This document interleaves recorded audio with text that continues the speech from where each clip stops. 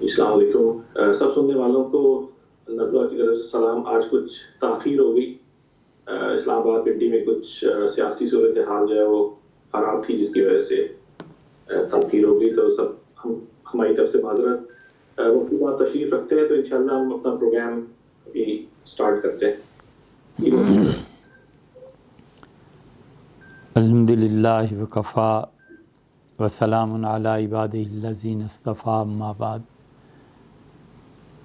ابھی چند لمحے پہلے خالد صاحب اور گلزار صاحب سے بات ہو رہی تھی اور ہمارا خیال یہی تھا کہ الہاد پر گفتگو کی جائے، جس مقصد کے لیے یہ پروگرام شروع کیا گیا تھا اور جس موضوع پہ بات کرنا تھی.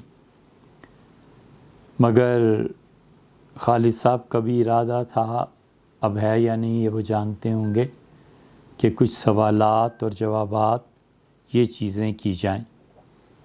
تو ہم نے ان کی توجہ ایک سوال کی طرف دلائی کہ سوال یہ ہے جو بہت سے ممالک سے مختلف دوستوں نے بھیجا ہے اور خاصے ناراض بھی ہیں، کچھ لوگوں نے تنقید بھی کی ہے، اور اچھی بات ہے کہ انہوں نے ان کے محبت اور ان کے اخلاص کی داد دیتے ہوئے ہم اسے اچھائی پہ ہی معمول کر کے بات کرتے ہیں کہ انہوں نے کہا کہ جمعے کی نماز کے بعد جو سوال و جواب کی نشست تھی اس میں جی بھر کے بد دعائیں کیوں دیں.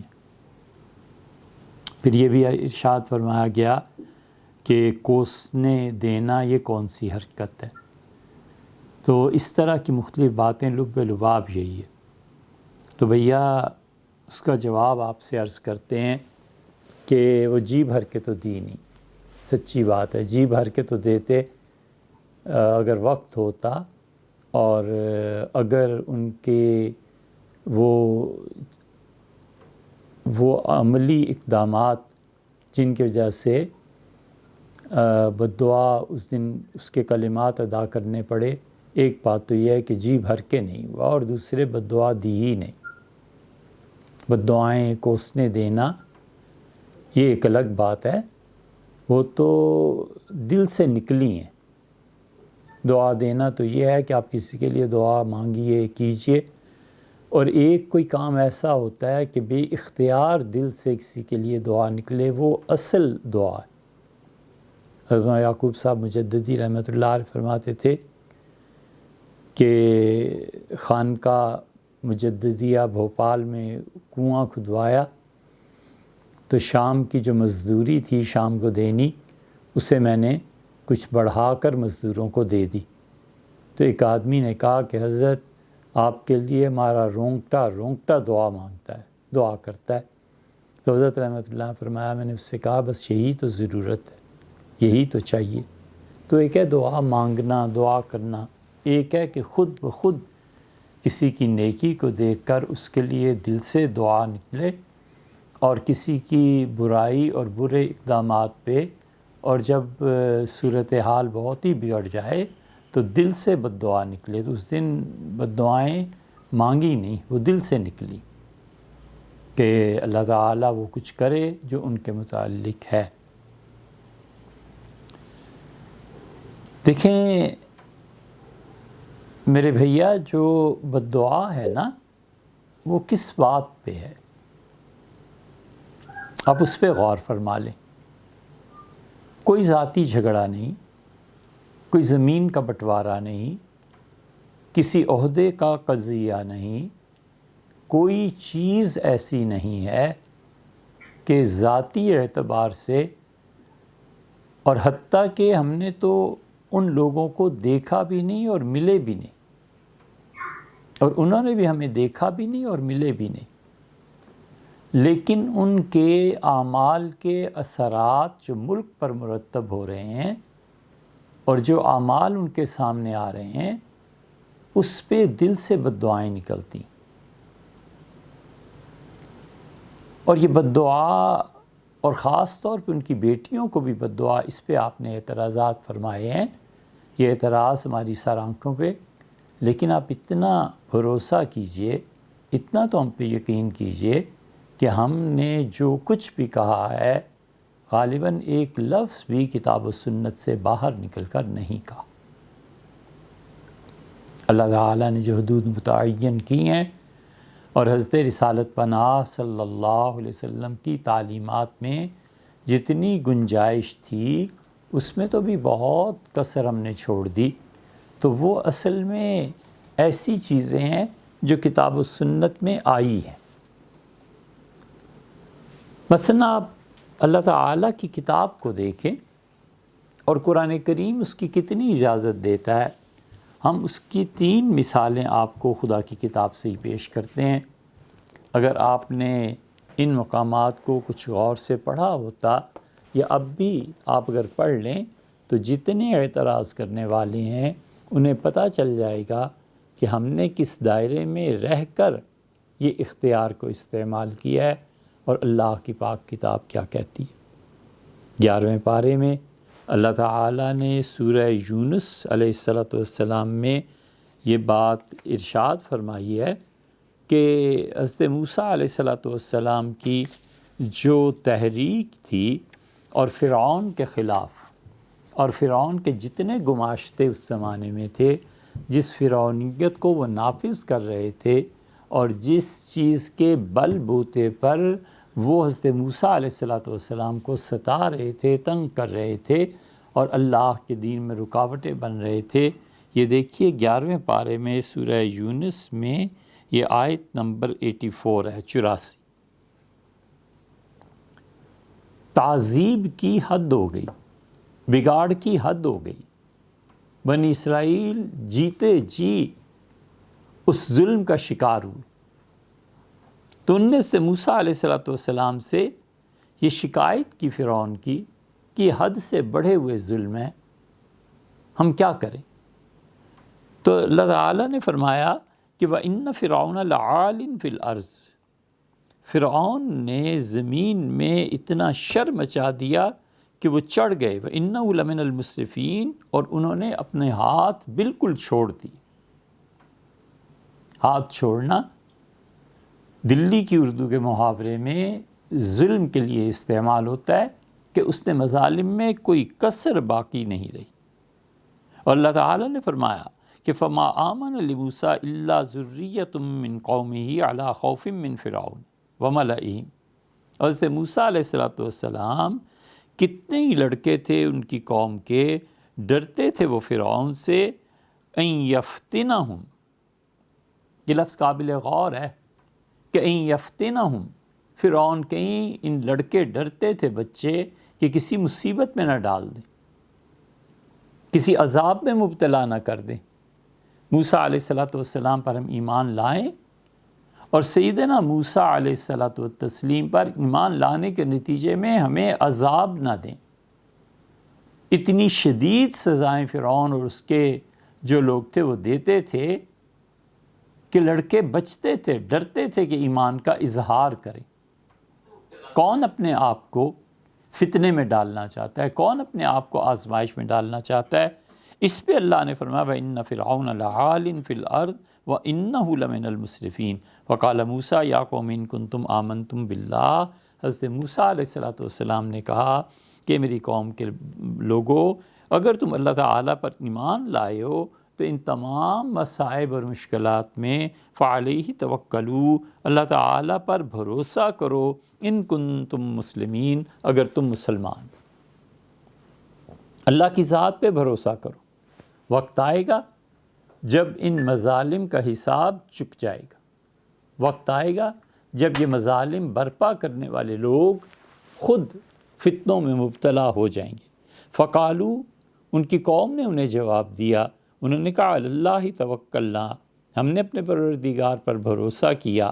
انہوں نے کہا حضرت بالکل اللہ پہ بھروسہ کیے بیٹھے ہیں کہ ایک دن تو آئے گا جب ہمیں بھی سحر دیکھنی نصیب ہوگی۔ اور پھر انہوں نے اللہ سے دعا مانگی اور کہا ربنا لا تجعلنا فتنة للقوم الظالمین، اے پروردگار ہم پر نہ آزما زور اس ظالم قوم کا، یہ جو ظلم کر رہے ہیں اللہ انہیں اتنا موقع نہ دے کہ ہم پہ ظلم کریں، زور آزمائیں۔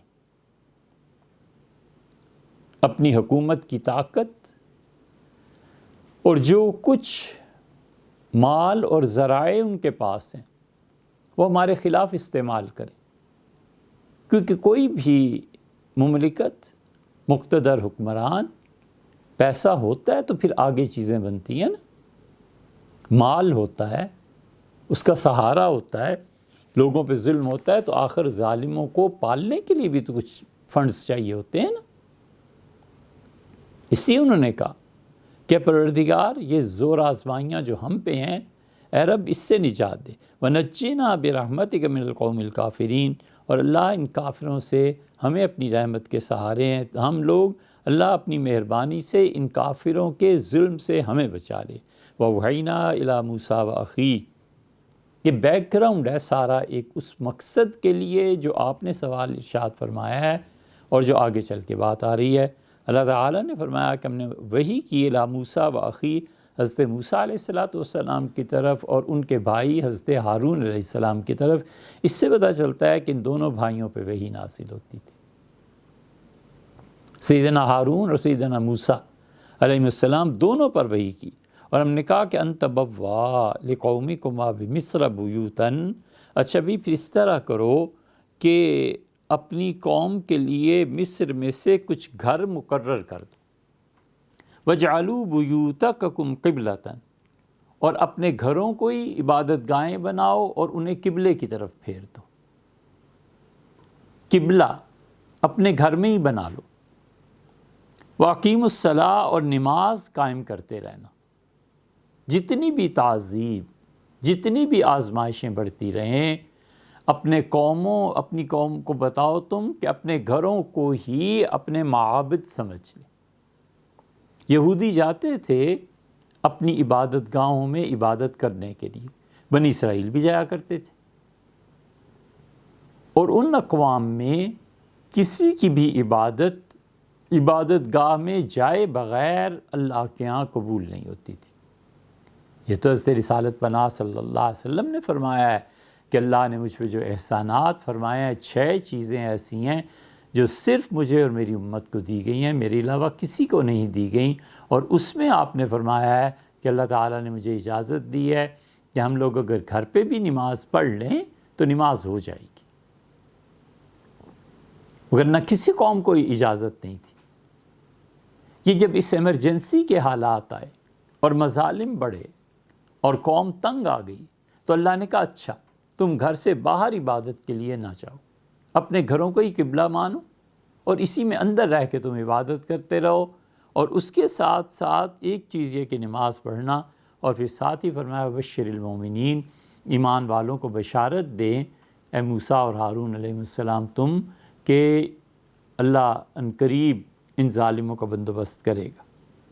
اب دعا قوم نے مانگی، رخصت ملی گھروں پہ نماز پڑھنے کی، اور یہ ارشاد فرمایا کہ اس کو قائم کرو۔ اب آ گئی بات حضرت موسیٰ علیہ السلام کی، ظاہر ہے کہ عادت انہی کے پاس تھی۔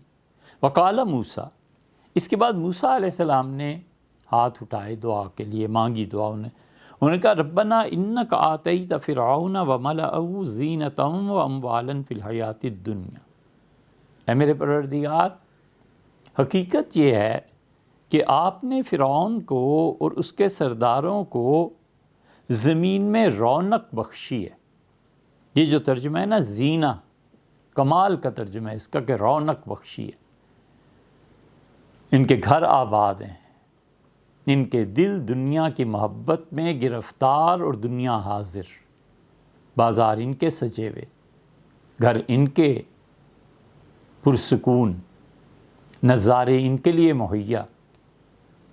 دنیا کی رونق کی کوئی چیز ایسی نہیں جو اس فرعون اور اس کے ماننے والوں کے پاس نہ ہو۔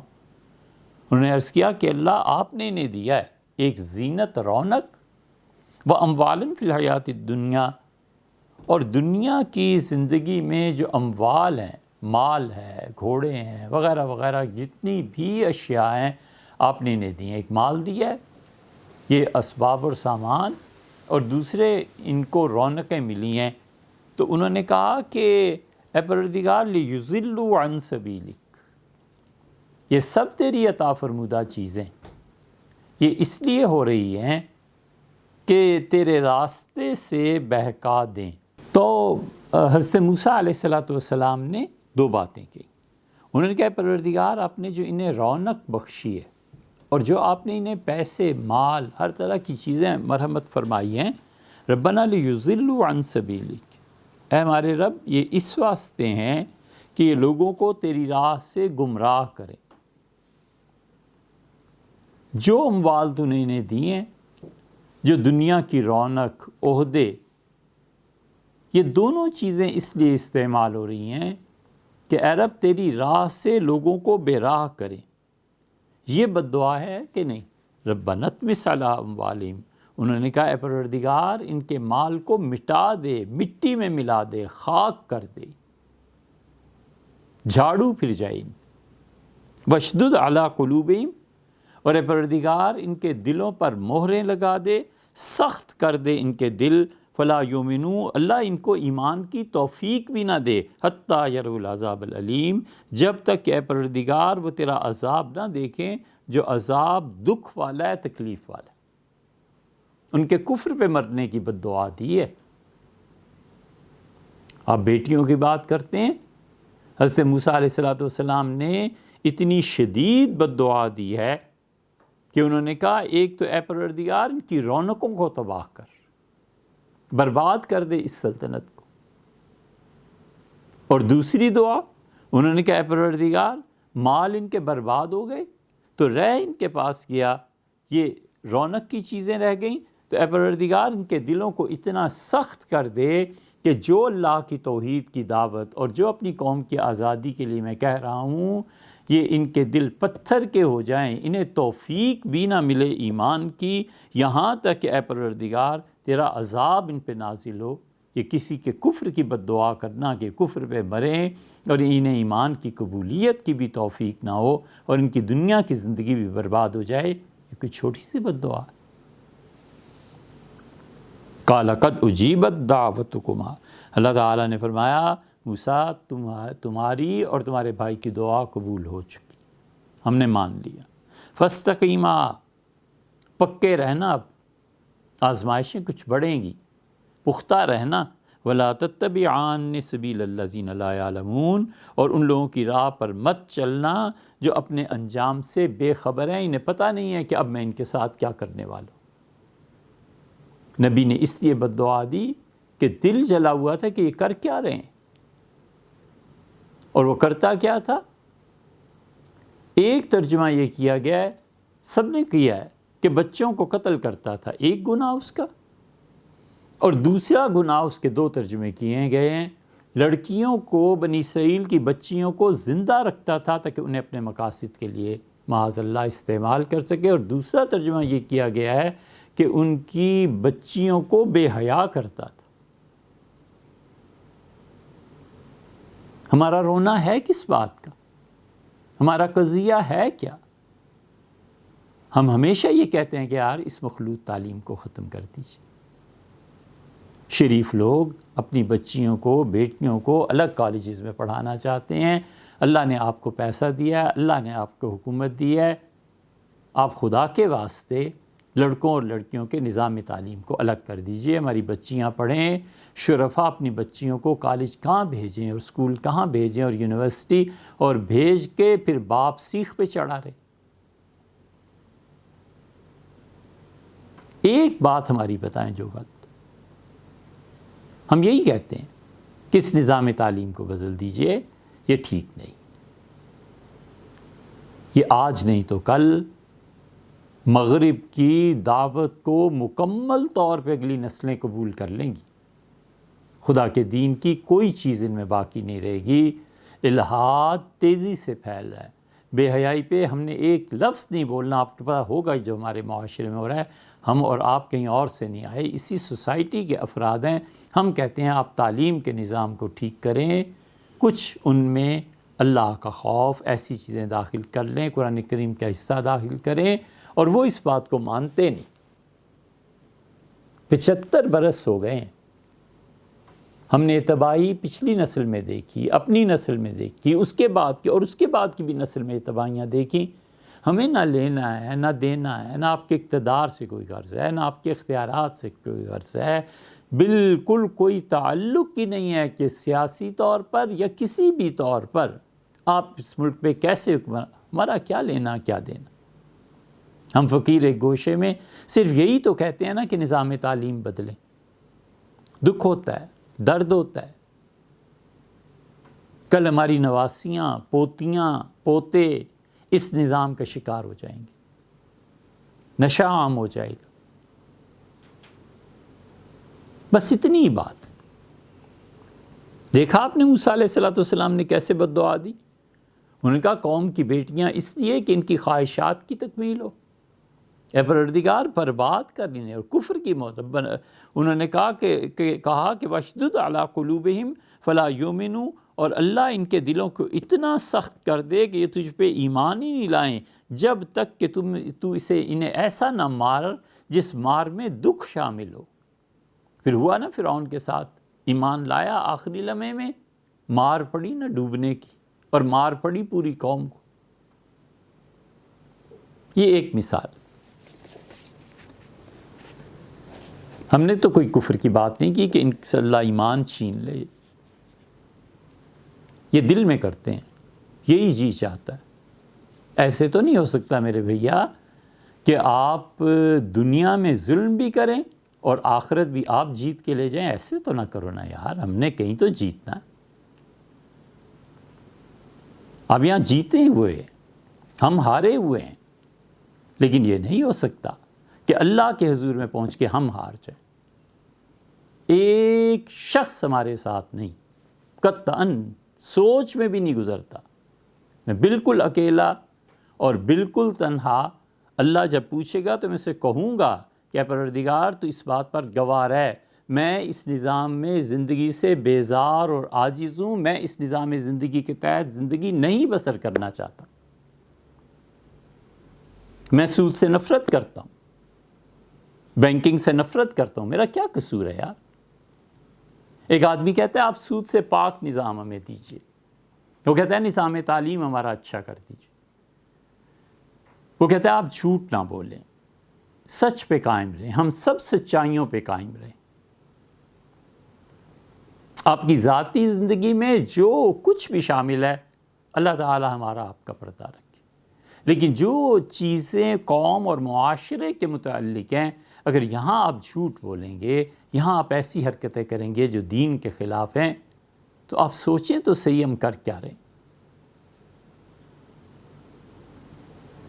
ہمیں ذرہ برابر برا نہیں ہے کہ آپ ہم پہ تنقید کریں، آپ ہم سے کہیں ہدایت کی دعا مانگیں، یہ وہ جو کچھ آپ حضرات نے تحریر فرمایا ہے ہم اس کی قدر کرتے ہیں، آپ ہمارے محسن ہیں، آپ ہمارے مخلص ہیں، لیکن آپ بتائیں نظام تعلیم، سود کی زندگی، اور تیسری بات آپ سے عرض کریں، ایک ہمارے لیڈر بھٹو صاحب کے نواز سے بلاول اور وزیر اعلیٰ سندھ جا کر بتوں کو دودھ سے نہلا رہے ہیں، ایک ہمارے وزیر اعظم نواز شریف صاحب دیوالی اس کے متعلق کہتے ہیں کہ ان کا بس چلے تو اور بھی دیوالی کے علاوہ بھی تہوار ہو، تیسرے قبر کو سجدہ کر رہے ہیں۔ آخر خدا کے دین کی کوئی غیرت ہے ہم میں؟ ہم اس کو بھی نہ کہیں کہ نہ کرو۔ یہ اللہ کے ساتھ شرک ہے اور شرکیہ رسومات ہیں۔ ہم نے اس ملک میں اگر رہنا ہے تو اللہ کی توحید ہے، اللہ حاکم اعلیٰ ہے، اللہ بڑا ہے، قانون اس کا ہے، ہم اسی کے بندے ہیں، ہم اس کے علاوہ کسی کو ولا یشرک فی حکمہ احدا، اور لوگوں اللہ کے حکم میں اللہ کہتا ہے میرے ساتھ کسی کو شریک نہیں ٹھہرانا، ہم یہ چاہتے ہیں یہ شرک نہ کرے۔ اور اگر ہم نے شرک ہی کرنا ہے اور بتوں ہی کی عبادت کرنی ہے اور دیویوں پہ دودھ ہی چڑھانا ہے اور قبروں کو سجدے ہی کرنے ہیں، تو ہمیں کیا پڑی تھی اس ملک کو بنانے کی؟ ہمیں کیا برا سودا، کیا ٹوٹا تھا کہ انہی کے ساتھ رہتے؟ ایک طرف وہ ہزاروں آدمی ہیں جو لا الہ الا اللہ کو سن کر اس ملک میں وقتاً فوقتاً آتے رہے، یا یہ کہ اس پہ آتے رہے کہ یہاں خدا کا دین ہوگا. اور ایک ہم ہیں، ایک نسل ہے پوری ان کی وارث ہیں، وہ کیا کہیں گے کہ تم نے خدا کی توحید کو شرک کے ساتھ ملایا، اور پھر جو اس ممبر پر بیٹھے تھے انہوں نے ایک لفظ نہیں کہا. اللہ نہیں پوچھے گا کہ یہ ممبر پہ جو تم بیٹھے تھے تم نے کبھی بیزاری کا اظہار کیا تھا؟ کہ بھیا آپ سے کیا جھگڑا ہے، آپ ہمارے بھائی ہیں، ہم آپ کی خیر خواہی چاہتے ہیں، ہم اپنی بھی خیر خواہی چاہتے ہیں.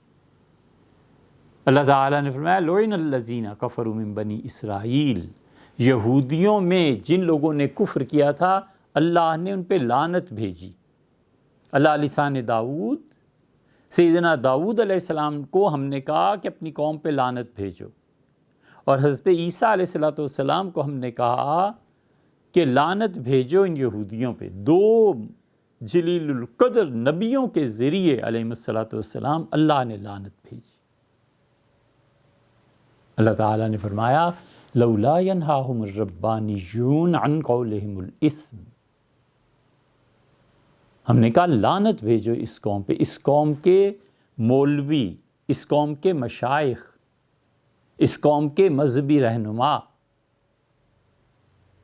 کیوں نہیں منع کرتے، کیوں نہیں ٹوکتے اپنے حکمرانوں کو کہ جھوٹ مت بولو، اور یہ کیوں نہیں منع کرتے کہ دیکھو حرام کا پیسہ مت کھاؤ، سود حرام نہیں ہے. اب اس پہ جو ممبر پر بیٹھتا ہے ہر جمعے کو اس کی کیا ڈیوٹی بنتی ہے؟ بولیں تو آپ ناراض ہوتے ہیں، اور نہ بولیں تو کل قیامت میں اللہ ناراض ہو. تو آسان سودا یہ ہے کہ آپ ناراض ہو جائیں، اور اللہ کے ہاں یہ تو نہیں ہو سکتا نا پھر کہ آپ وہاں بھی جیت جائیں. خدا اب بھی جانتا ہے، اور خدا پہلے سے بھی جانتا تھا ہمارا کوئی اختلاف کچھ نہیں، آپ اپنی تنہائی کی زندگی میں جو مرضی کریں، آپ کی مرضی ہے، لیکن عدل قائم ہونا چاہیے. ہم کہتے ہیں انصاف نہیں رہا، انصاف قائم کر دیں. ہم انصاف کے تعلیم، ہم مخلوط نظام تعلیم کے خلاف ہیں، ہم سود کے خلاف، اور ہم کہتے ہیں کہ جو جھوٹ ہے اسے چھوڑ دیں، نہ کریں. ہم آپ کی رعایا ہیں.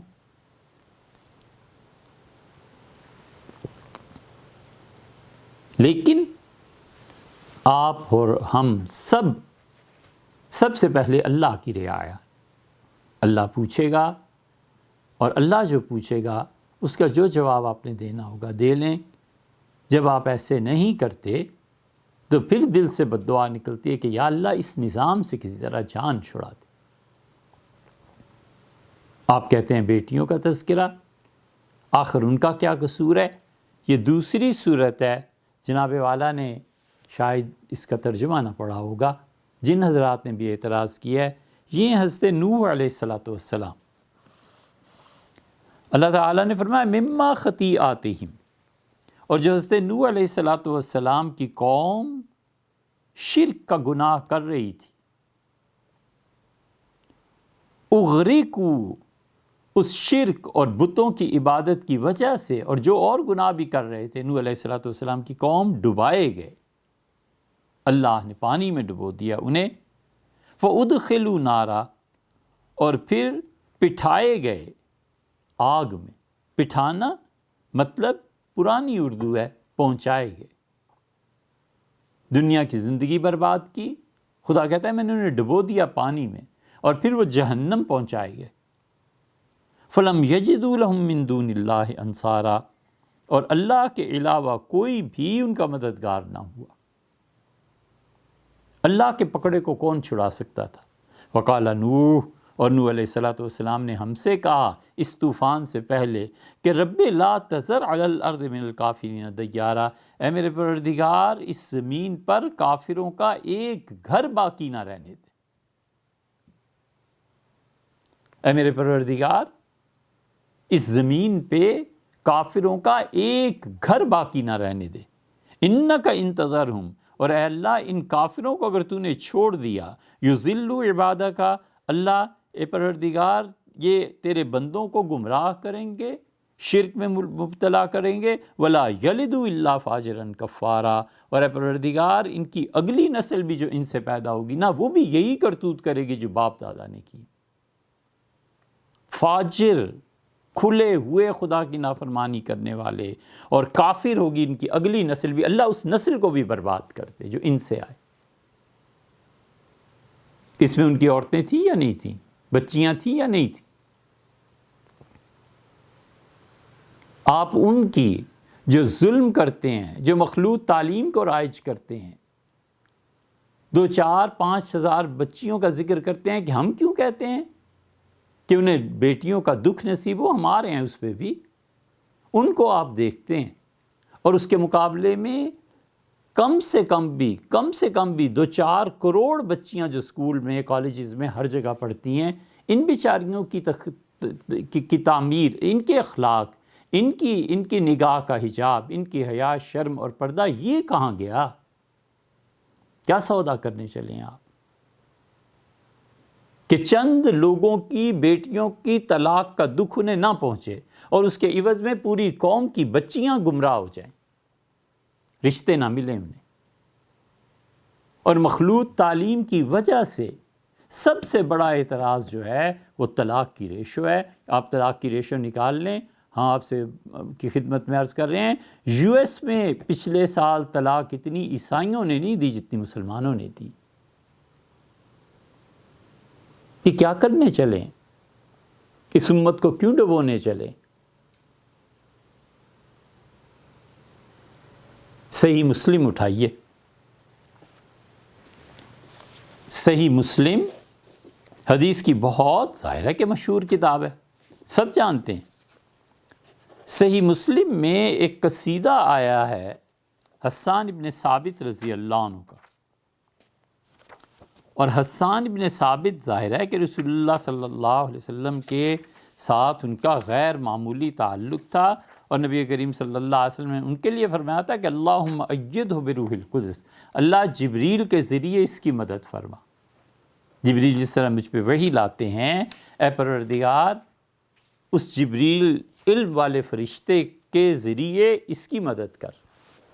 اور حسان بن ثابت رضی اللہ عنہ کو حضور صلی اللہ علیہ وسلم بلاتے تھے اور فرماتے تھے دیکھو میری توہین میں یہ چیز انہوں نے شاعری میں یہ لکھ کے بھیجی ہے، ہجو کی ہے، اس کا جواب دینا ہے۔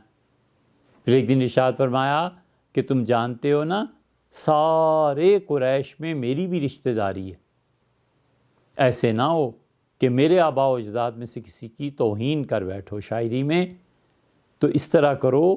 سیدنا ابوبکر رضی اللہ عنہ کا فرمایا ان کے پاس چلے جاؤ، اور ابوبکر میرے سارے رشتہ داروں کو جانتا ہے کہ کہاں کہاں نسب کے ماہر تھے نا، کہ کہاں کہاں میرے اثرات ہیں، میری شاخیں ہیں، میرا تعلق ہے۔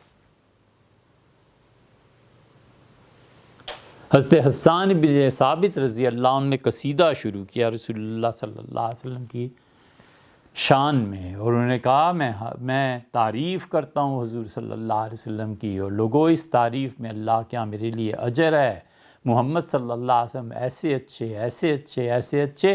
اور پھر کہتے ہیں ثقلت بنیتی ان لم تروہا، مجھے اپنی بیٹیوں کا دکھ دیکھنا نصیب ہو، بیٹیاں میری اجڑ کے گھر واپس آ جائیں۔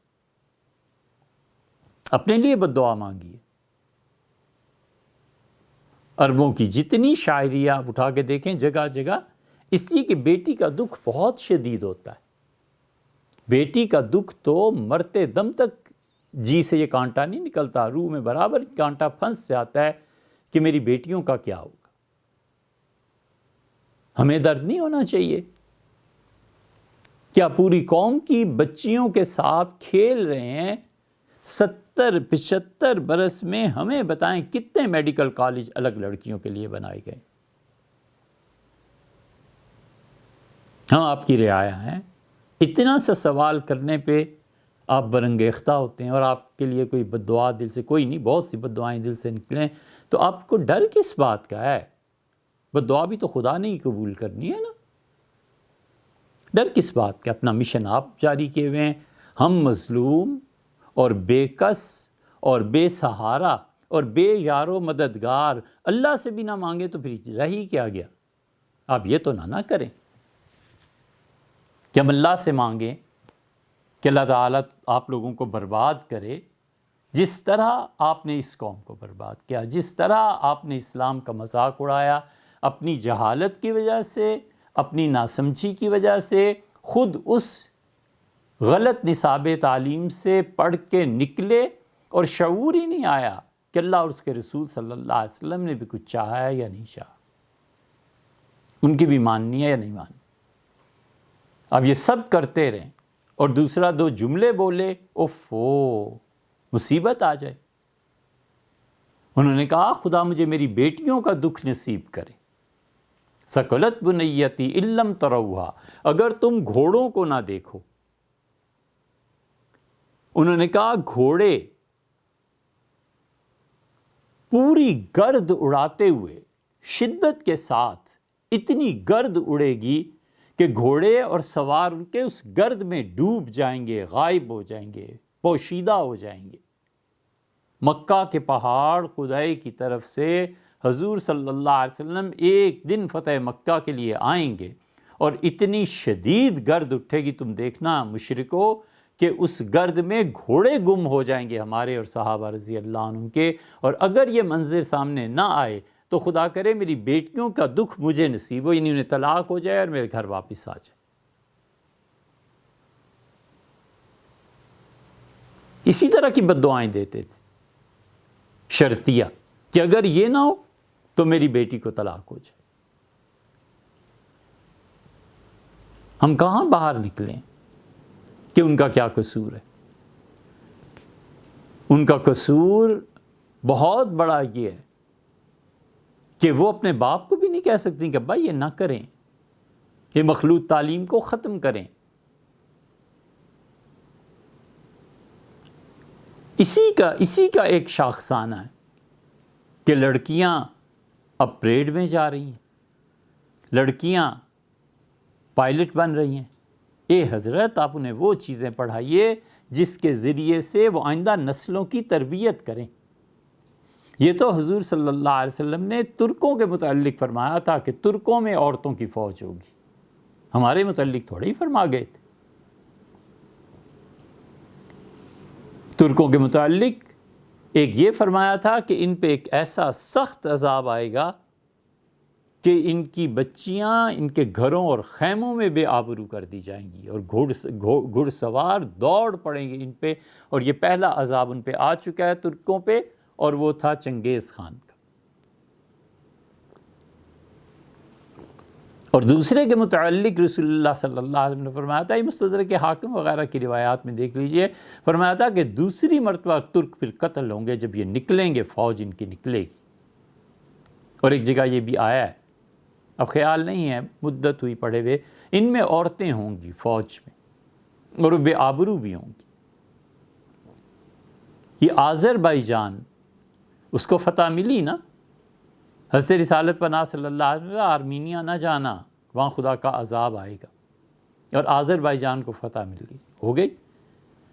اس کے بعد فرمایا تھا کہ پھر دیکھو کہ تم جزیرے کی باری آئے گی، عرب جتنے ہیں میدان جنگ بنے گا اب ان کا، اور پھر فرمایا تھا مصر کو دیکھو کہ تم تباہ ہو جائے گا، اور پھر ترکوں کے متعلق فرمایا تھا کہ عیسائیوں کا قبضہ ترکوں پہ ہو جائے گا، اور پھر لڑائی ہوگی، اور پھر ایک افواہ اڑے گی جھوٹی کہ حضرت مہدی آ گئے ہیں، اور لوگ جائیں گے اور جھوٹ ہوگا۔ اور پھر ایک جگہ رسول اللہ صلی اللہ علیہ وسلم تھا کہ گھوڑوں پر سوار 12 جوان نکلیں گے، اور اے مجھے اپنے پروردگار کی قسم ہے، میں ان سواروں کو بھی جانتا ہوں، ان کے باپوں کو بھی جانتا ہوں، ان گھوڑوں کو بھی جانتا ہوں، ان کے رنگ بھی اللہ نے مجھے بتائے ہیں کہ وہ 12 سوار کون سے ہوں گے اور کب نکلیں۔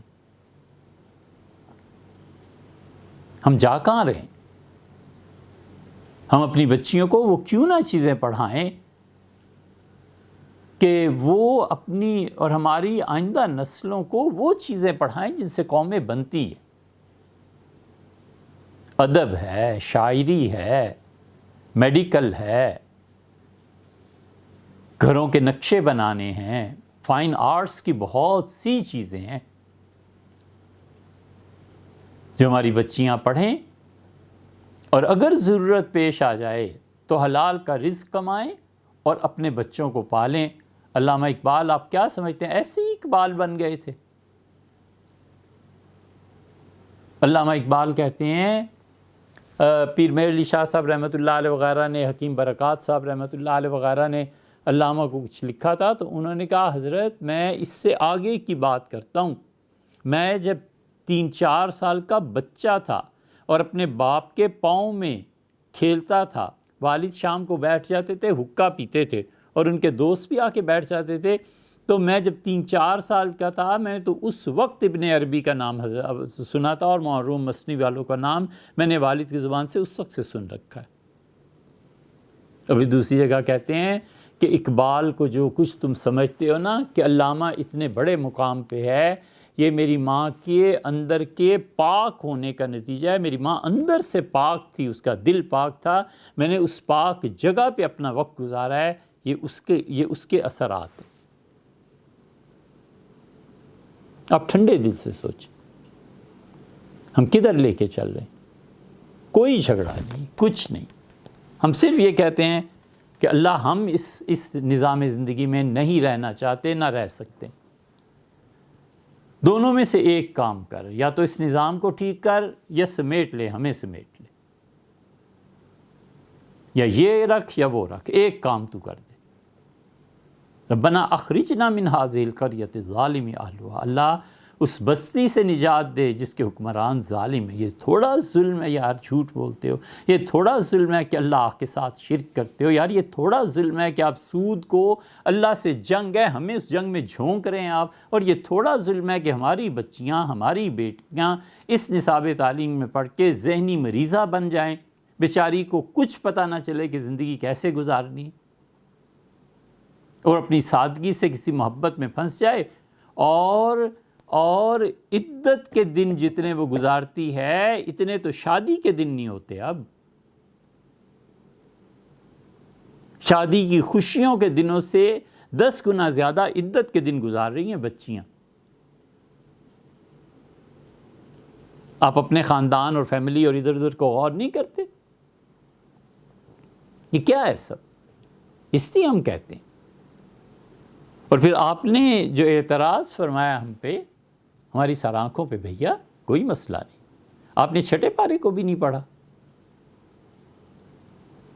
حدیث سے ہم نے بیٹیوں کا حوالہ دیا نا، چھٹا پارا جہاں سے شروع ہوتا ہے، اللہ فرماتا ہے لا یحب اللہ الجہر بالسوء، اور لوگوں اللہ اس بات پہ خوش نہیں ہوتا کہ تم بری باتوں کو جہرن بیان کرو، تم برائیوں کو دہراؤ، گالیاں دو، بری بات اپنی زبان سے بار بار نکالو۔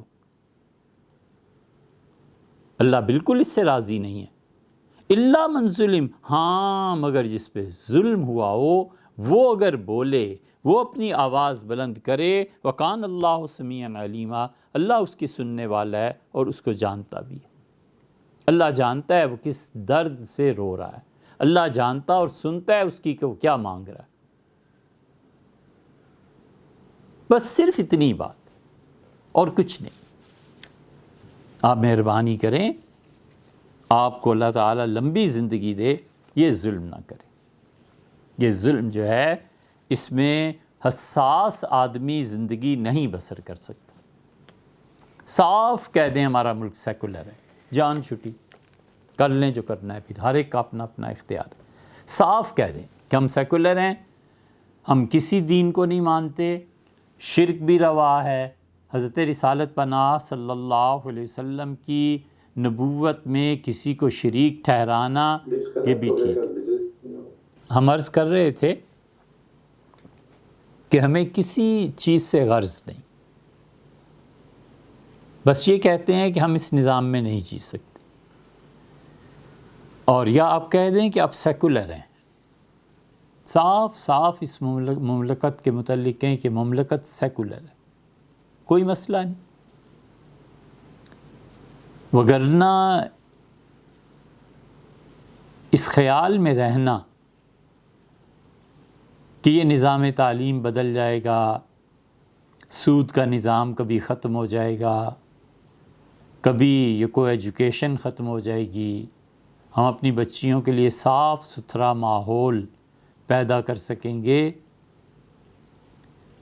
اس کا حکومت سے توقع رکھنا اتنی چیزوں کی یہ خواب و خیال ہے.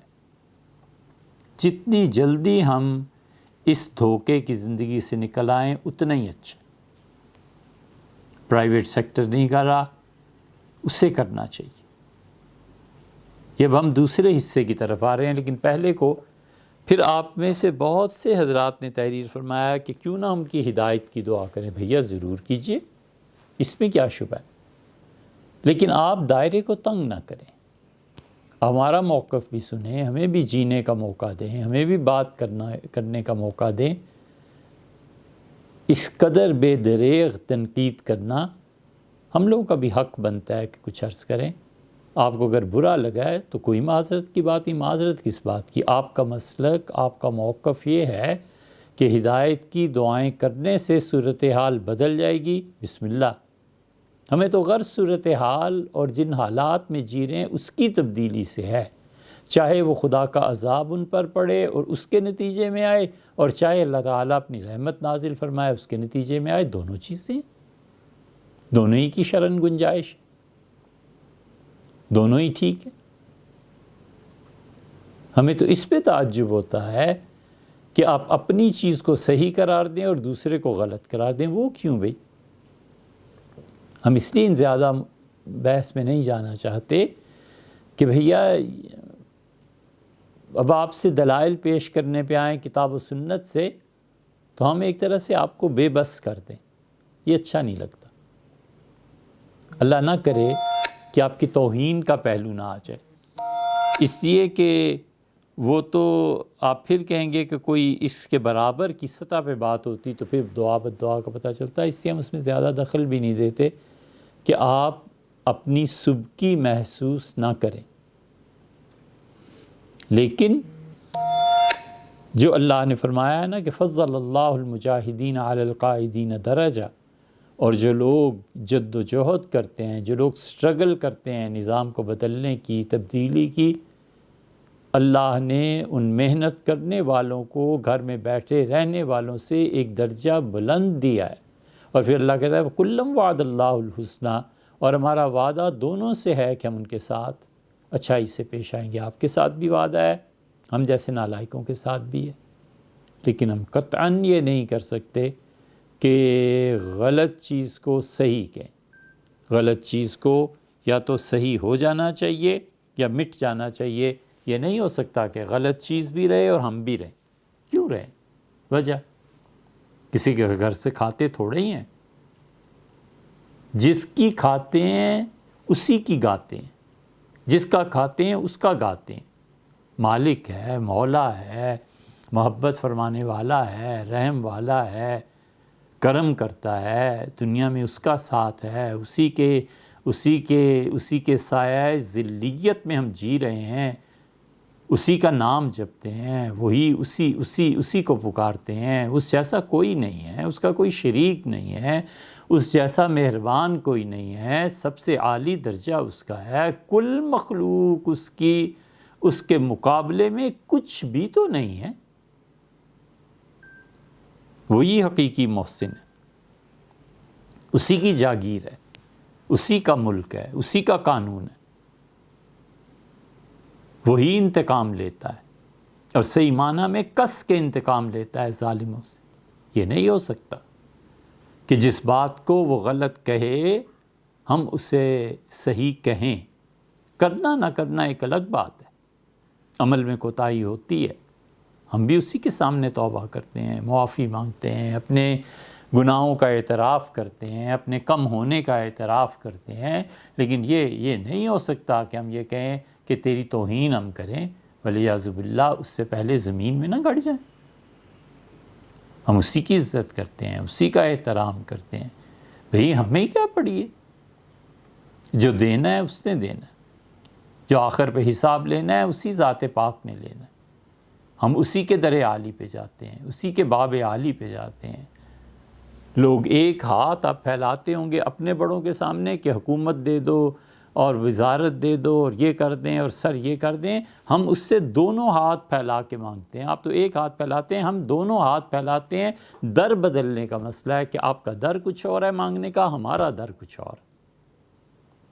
اور آپ ایک چیز مانگتے ہو، ہم تو دنیا اور آخرت دونوں ہی مانگتے ہیں، اور ہم کہتے ہیں تیری محرومی تو کسی چیز سے روک دے تیری مخلوق کی عطا سے زیادہ عزیز ہے۔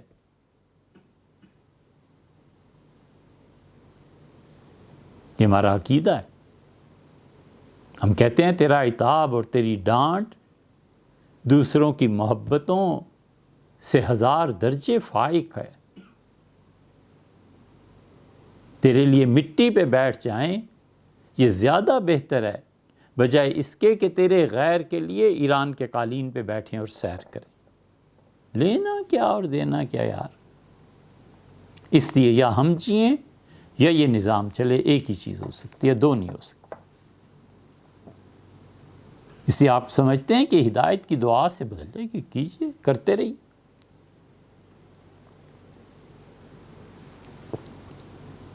ایک بات تو یہ ہو گئی، امید ہے آپ کے سوال کا جواب بھی ہو گیا، لیکن ہم معذرت خواہ نہیں ہیں ان بددعاؤں پہ یا کسی بھی علمی وضاحت کے لیے بات کی ہے، وگرنہ ضرورت اس کی بھی نہیں ہے۔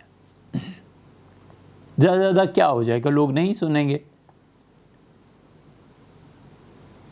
ہمیں کبھی بھی یہ تمنا ہی نہیں رہی کہ کوئی ہمیں سنے۔ یہ تو 30-35 برس بات کرنے کے بعد اب کہیں آیا ہے خالد صاحب اور گلزار صاحب اور فلاں اور سہیل صاحب، ان حضرات نے اسرار سے یہ ریکارڈنگ شروع کی، ورنہ ہمیں کبھی تمنا ہی پیدا نہیں ہوئی کہ کوئی سنے، کچھ نہیں۔ یہی ہوگا نا، لوگ چھوڑ دیں گے، کوئی پرواہ نہیں، کسی کی بھی کوئی پرواہ نہیں۔ حسبی اللہ لا الہ الا ہو، بس اللہ مجھے کافی ہے، جس کے علاوہ کوئی پروردگار نہیں۔ علیہ توکلت، تو میں اسی پہ بھروسہ کرتا ہوں۔ ان ولیی اللہ الذی نزل الکتاب، میرا حقیقی دوست وہ ہے جس نے کتاب کو نازل کیا ہے، وہو یتولی الصالحین، اور وہ اپنے اچھے بندوں کا، صالح لوگوں کا وہی مددگار ہے، وہی دوست۔ تو اس کی دوستی کے بعد کیا دیکھنا یار ادھر ادھر، اور کیا کسی کی اتنی زیادہ پرواہ کرنا، اس سے ہمیں کوئی افسوس نہیں ہے۔ بس یہ ہے کہ اللہ تعالیٰ ہماری بددعاؤں کو قبول کرے اور ان کے گھر اجڑیں، اور اللہ تعالیٰ پورا بدلہ اور انتقام لے 4 نسلوں کا، جنہوں نے کبھی نہیں سوچا کہ ہم کو ایجوکیشن کو نہیں مانتے۔ ہم اپنی بچیوں کے لیے الگ نظام تعلیم اعلیٰ سے اعلیٰ چاہتے ہیں، ان شعبوں میں جن شعبوں میں جا کر وہ بچیاں پڑھیں اور ان کی اگلی نسلیں اس ملک کو، اس دین کو سنبھالنے والی۔ ہم قطعاً اس بات کے قائل نہیں ہیں کہ ہم سود کے نظام کے تحت جیتے رہیں۔ ہمیں چھوڑنا ہے اس نظام کو، کسی نہ کسی طرح ختم کرنا ہے، اس کی مخالفت کرنی ہے۔ شاید تورات میں آتا ہے، آپ دیکھیے گا، شاید مل جائے گا۔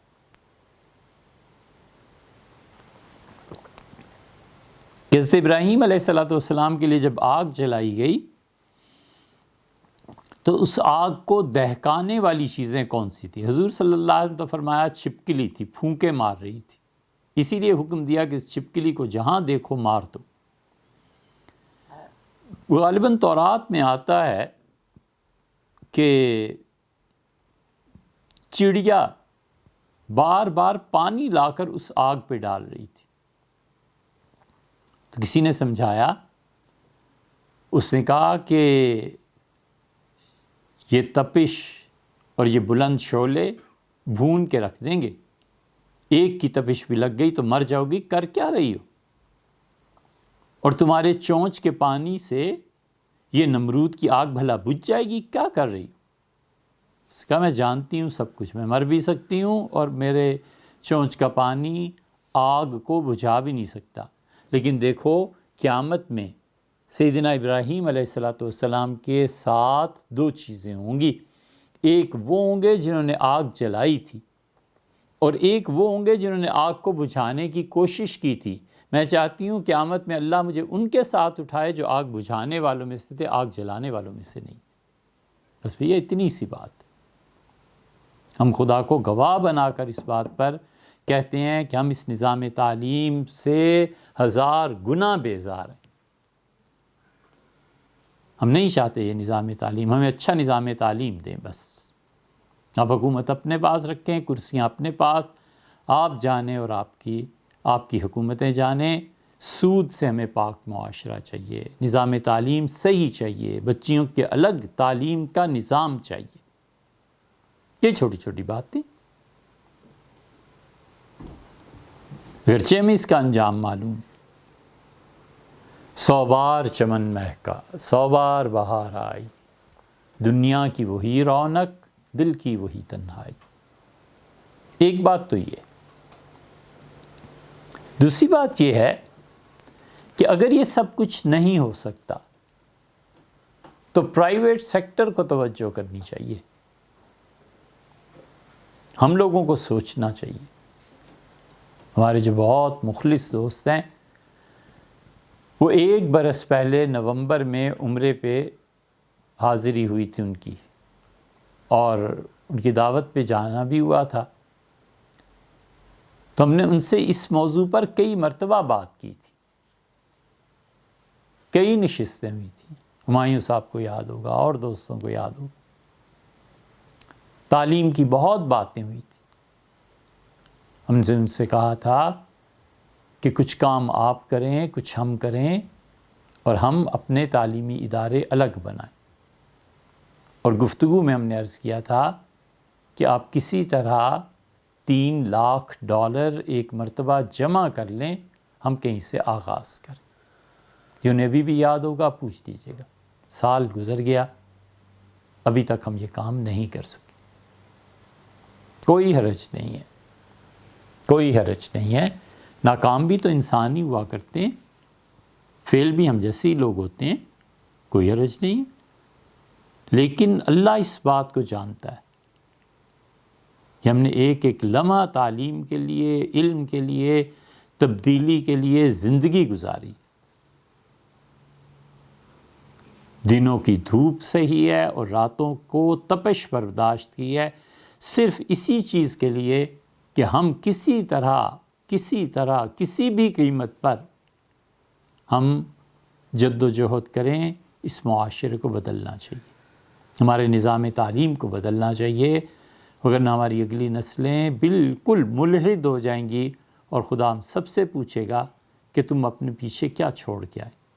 اللہ نے اسی لیے کہا ہے کہ حضر یعقوب الموت، اور جب یعقوب علیہ السلام کو وفات کا وقت پیش آیا، ان کے بیٹے یوسف، جس کے لیے رو رو کے آنکھیں سفید کر لی تھیں، اور باقی سارے ان کے بیٹے علیہم الصلاۃ والتسلیم، سب کو بلایا اور کہا کہ سب سے بڑا مسئلہ یہ ہے میرے بچوں، ما تعبدون من بعدی، میرے بعد کس کی عبادت کرو گے؟ تمہاری نسلوں میں شرک رہے گا یا میری توحید رہے گی؟ ما تعبدون من بعدی. یہ آج بھی سوالیہ نشان، کویسچن مارک کے ساتھ ہمیں تو صاف نظر آتا ہے، بڑا بڑا لکھا ہوا ہے کہ ما تعبدون من بعدی، تمہاری اگلی نسل کس کی عبادت کرے گی؟ اللہ کی، یا بے دین ہو جائے گی کسی کی نہیں، اور یہ شیطان کی. قالوا نعبد الہک و الہ آبائک، انہوں نے کہا حضرت ہم عبادت کریں گے آپ کے پروردگار کی جو تعلیم آپ سے ملی ہے، اور آپ کے باپ دادا اسحاق، ابراہیم علیہ السلام، جو کچھ انہوں نے تعلیم دی تھی، الہم واحدہ، ہم ایک خدا کی عبادت کریں گے. یہ کوئی چھوٹا سا مسئلہ نہیں ہے کہ ہماری آئندہ نسلیں کس کی عبادت کریں گی. اسی لیے اللہ کہتا ہے وَجَعَلَهَا كَلِمَةً بَاقِيَةً فِي عَقِبِهِ، اور کیا خوبصورت جملہ ابراہیم اپنی اولاد میں چھوڑ کر اس دنیا سے گیا. وہ خوبصورت جملہ کیا تھا؟ لا الہ الا اللہ. ہمیں سوچنا ہے کہ ہم ان کے ساتھ چلیں گے جو بتوں کو دودھ سے نہلاتے ہیں، ان کے ساتھ چلیں گے جو ہولی اور دیوالی، اور ان کے ساتھ چلیں گے جو قبروں کو سجدہ کرتے ہیں، یا پھر ہم اس راہ پر چلیں گے جو لا الہ الا اللہ ہے. سیدھی سی بات ہے، ہم سب کو سوچنا اور فیصلہ کرنا چاہیے.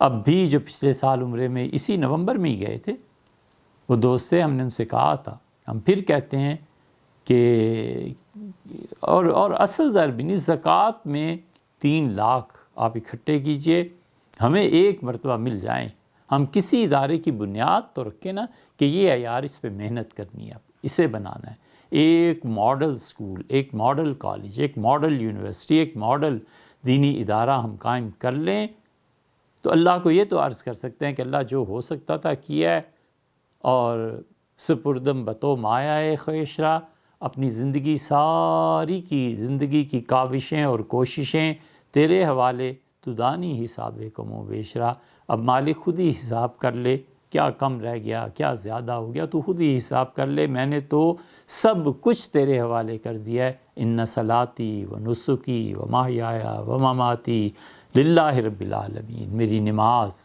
میری قربانیاں، میری زندگی، میری موت ایک اللہ کے لا شریک اللہ، اس کا کوئی شریک نہیں ہے، وبذالک امرت، اللہ نے اسی کا حکم دیا ہے کہ ساری زندگی میرے حوالے کرنی ہے، وانا اول المسلمین، اور میں سب سے پہلا فرما بردار ہوں اس کا۔